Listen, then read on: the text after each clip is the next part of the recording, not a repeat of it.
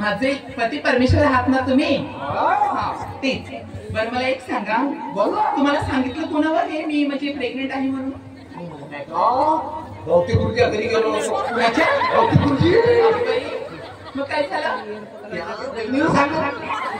माय बाई, हे बाई ना मास्तर नव्हती काही कामाची नाही. आम्ही त्यांना आधीच सांगितलं तर मॅडम माझ्या नवऱ्याला नका सांगू, कारण आधीच मला 2 मुली आहेत तर त्यांची कटकट चालू असते आणि पुन्हा तिसऱ्यांदा जर काही ना काही झाला तर हे डोक्याला तापच आणतील. पण ह्या मॅडमला किती सांगावं, माझ्या नवऱ्याजवळ चुकत छोटी करतच असतात. तू तिच्या घरी जाऊन सांगली असतील म्हणून तिने बिचारी सांगला आमच्या त्याला भागाला जाताय. अहो ती माझी मैत्रीण आहे, तिला सांगा बिचारी ना.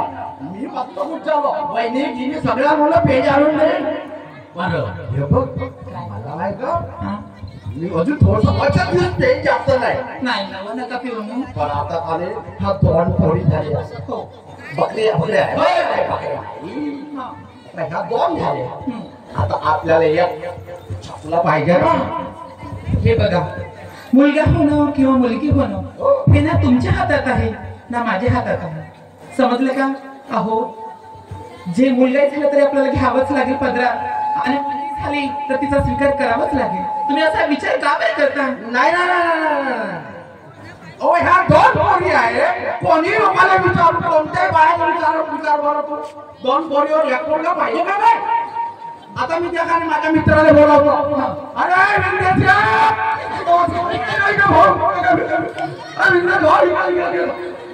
तो काय मंत्री झाला हल्ला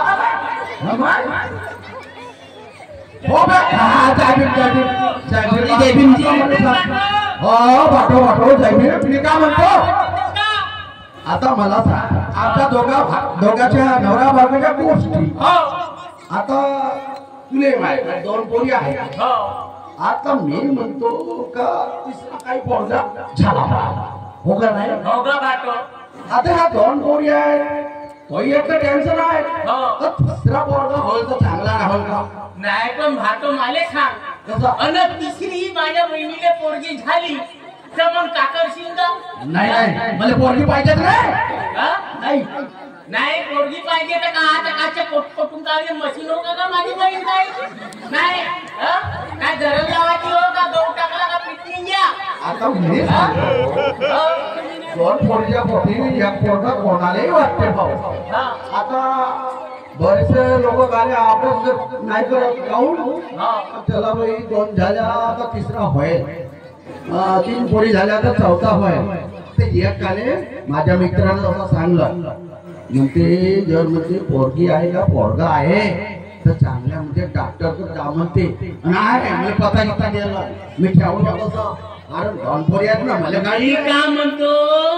तू उद्या मा बहिणी गेला आणि चेक केला तर तो डॉक्टरही जाईल 12च्या भावात ना तूही जाईल 13च्या भावात. हो गा तू एवढा शिकला सवरलास म्हणलो ना कंपनीत आहे मग माई बहीण गेलो तुले गेलो का नाही गेलो? इंडोरामा कंपनीत आहेस म्हणेस ना तू? नाही कुठे बोरिले तर माझी बहीण गेलो ते हे पोरी पैदा करायला गेलो का? नाही झाला पोरगा का रे पोरगी, नाही झाला पोरगा का रे पोरगी. हो गा हे आता झाशीची राणी माता रमाई माता भीमाई ह्या पोरी होत ना. यांचं नाव गाजतच आहे ना का? त्याच्या बापाचं नाव गाजत आहे का? समजा ह्या पोरी तुझ्या नाव नाही गाजत का? नाही सांग ना भाट.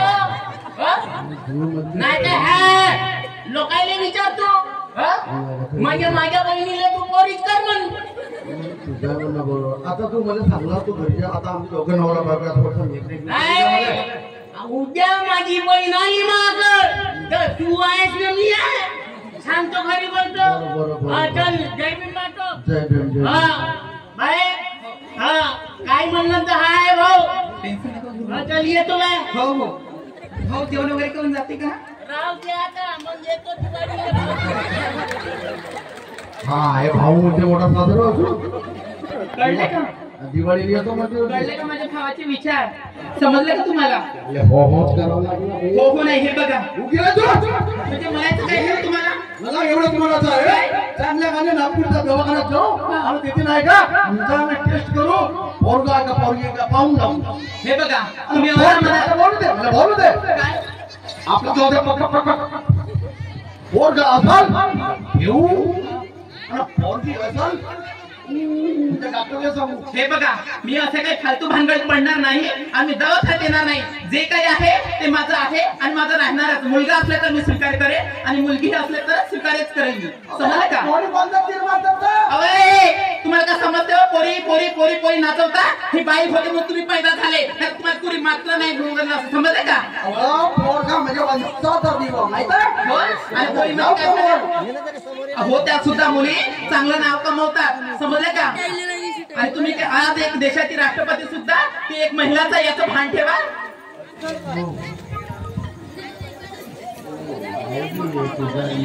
लाडकी छकुली माझी लई गुणवाना, लाडकी छकुली माझी लई गुणवाना,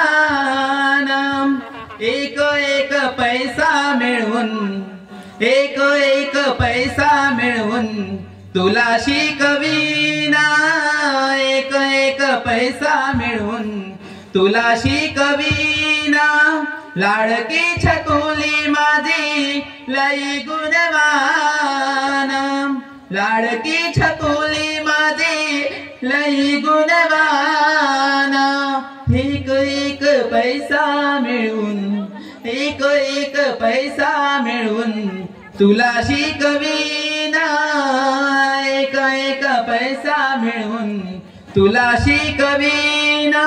अहो तुम्ही काही करा, तुमच्याजवळ पैसा नसेल ना तरी चालेल, पण मी हाडाचं म्हणे रक्ताचं पाणी करेन आणि माझ्या कमरात डोक्याचा शेव कमरेला गुंडाळेन आणि मी माझ्या मुलींना शिकवणार आणि त्यांना स्वतःच्या पायावर उभे करून बॅरिस्टर डॉक्टर करणार. अहो तुमच्यासाठी नाही राहणार एवढं. समजलं का? खरं सांगू सुगंधा, अगं तू माझे क्षणामध्ये माझे डोळे उघडली. खरंच आज मी मोठा पापाचा वाटेकरी झालो असतो ग.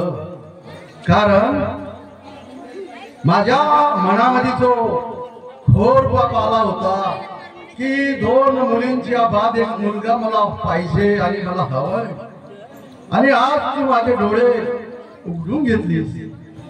खरंच मी असे हे याच्या पुढं मीच नाही तर या संपूर्ण समाजाला मी जागृत करण्याचं काम करीन. 2 असो की 3 असो, मुलापेक्षा मुलगी बरी, प्रकाश देते दोन्ही घरी, प्रकाश देते दोन्ही घरी. साहेब तसेच मुलगा हा फक्त आणि फक्त एका कुटुंबाचा उद्धार करत असते, पण मुलगी ही 2 कुटुंबाचा उद्धार करते. एक आपल्या आई वडिलाच्या आणि दुसरा आहे नवऱ्याच्या घरचा. कारण मुलीपेक्षा हे कुठलंच व्यक्तिमत्व हे मोठं नाही. कारण ह्या स्त्रियांच्या उदरामधूनच आज खूप मोठे मोठे तत्वज्ञानी जन्माला आले. डॉक्टर बाबासाहेब आंबेडकरांसारखे महान पुढारी आपल्याला जन्माले आले.